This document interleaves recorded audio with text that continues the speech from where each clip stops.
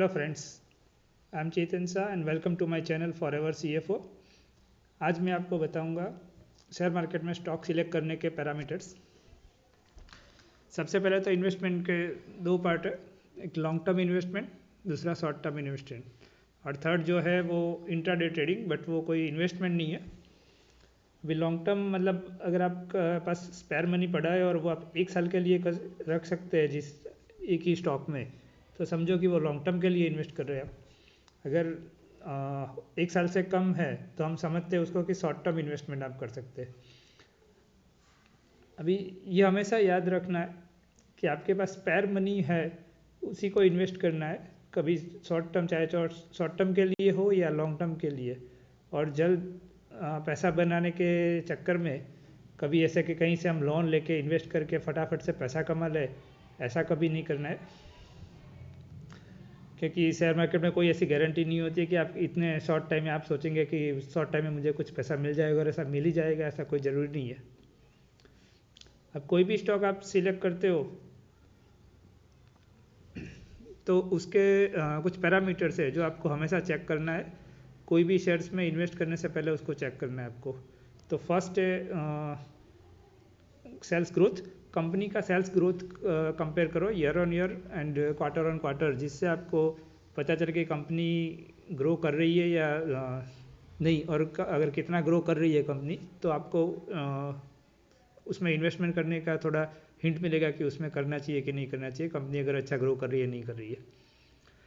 Second है company का sales growth तो अच्छा है, बट अगर उसका एक्सपेंसेस भी बहुत बढ़ चुका है, may be because of the raw material cost और इन्फ्लेशन, तो आपको ये देखना पड़ेगा कि उसकी वजह से अगर उसका प्रॉफिट कम हो रहा है तो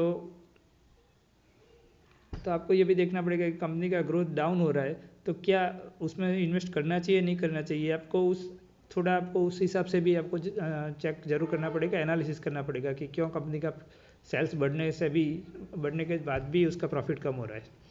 देन कंपनी के पास कितना रिजर्व्स है वो ज़रूर देखना है। उसके बाद कैश बैलेंस भी कंपेयर करना है, और उसके साथ कंपनी का डेब्ट देखिए कि कंपनी ने कितना कर्जा लिया है और उसके पास कितना कैश बैलेंस भी पड़ा है, तो आप नेट ऑफ उसका कर्जा कितना है वो निकाल सकते हैं उससे।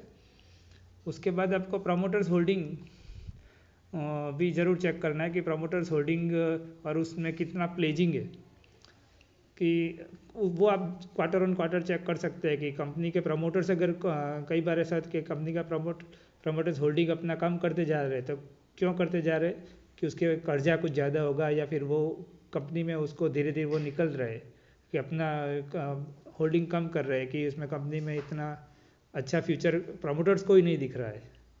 तो ये ज़रूर हमको चेक करना है कि हमें ऐसा फंस नहीं जाना है कि चलो भाई कोई फॉर एन एग्जांपल अगर आरकॉम का शेयर 500 रुपये का 10 रुपये में 15 रुपये में मिल रहा है तो हम ले लेते, मिलता है तो बोले हाँ चलो हम ले लेते कि कितने सस्ते में मिल रहा है। ऐसा फंस नहीं जाना है, क्योंकि प्रमोटर्स का होल्डिंग अगर आप उसमें देखेंगे तो डे बाई डे उन्होंने हर क्वार्टर ऑन क्वार्टर देखेंगे तो कम ही करते गए और वो उसमें फंस गए हम।